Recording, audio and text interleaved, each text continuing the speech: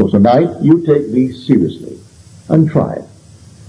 If you do not want something for yourself, there is some friend you want it for, and without his consent, without his knowledge, don't tell him. You simply assume that he is the man that you would like him to be, or she is the woman you would like her to be. And you persist in that assumption without their knowledge. If it's loving, it doesn't really matter if they know it. Always exercise it lovingly on behalf of another. And if you do it, then you're not using cursing. You're using a blessing. And if you do it lovingly, then you're doing the good thing. And you're doing the lovely thing in this world. And so you avoided that little pitfall because he gave you both.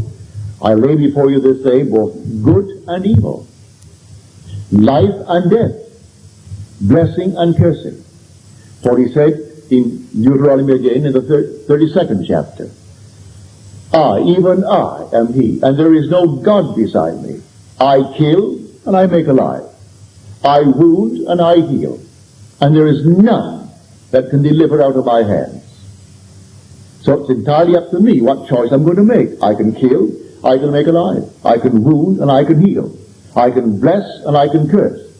But we're told, choose life.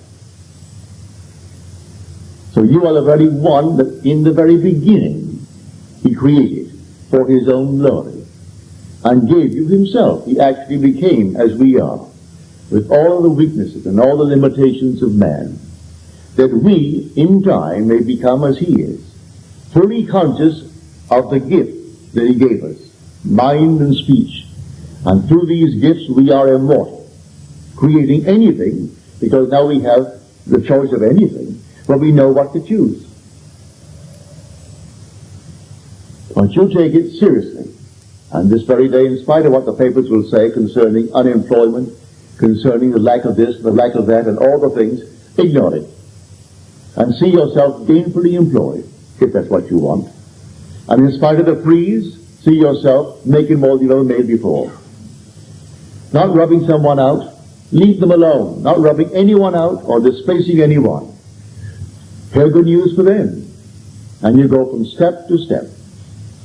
The man who now sits in the White House, he had no beginning any more than we had. He came from a very poor little family. A grocery store was the background. He failed miserably running for governor of this state. He failed running for the presidency the first time. Who would have thought he had one chance of a snowball in hell to sit in the White House? And there he is now. And no one can deny that he is the president of this fabulous country. There he is. And his chances of success, depending upon how he applies this law, are very good if he applies it wisely for a second term. It's entirely up to him if he knows this law. But he must have some knowledge of this law, having failed so miserably in one of 50 states to run for governor, and then to come back and run for the head of 50 states and get it. Well, that's the man. And if he knows this principle and doesn't play too much politics, playing appearances, then you can't stop him. But does he know it? I do not know if he knows it or not. I only know this is the law taught in Scripture. And Scripture teaches it. Whatever you desire, believe you've received it, and you will. And whoever says to this mountain, be removed and cast into the sea, and does not doubt in his heart that what he says will come to pass, it will be done for him. Can you imagine such a fantastic promise? That a man sitting alone, having no background whatsoever, and everything is against him, and he has a talent to become the man he wants to be, by simply using this gift, and he sits down and communes with himself, as we are told in the 4th Psalm. Be angry, but sin not. Commune with your own heart upon your beds, and be silent.